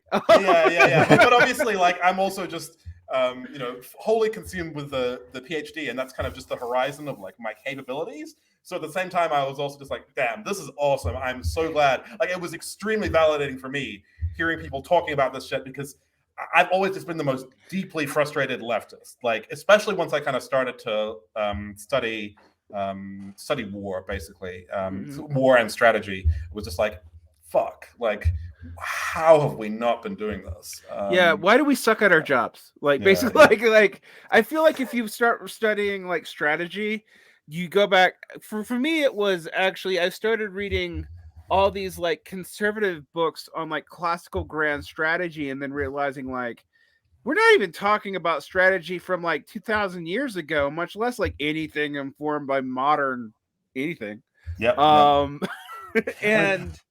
And I was just like, man, we're so fucked. Like, I mean, just strategic literature itself is deeply impoverished. Like most of what exists on it is just exactly what you described, this like conservative grand strategy stuff. Like there is very little.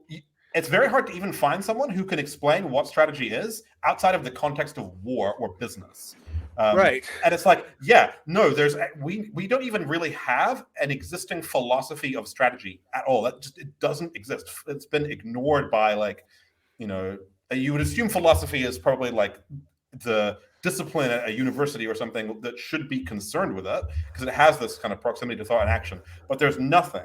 And it's funny, like, Boyd is actually one of the closest people who like has a good, like he kind of pitches there's a section where he talks about strategy.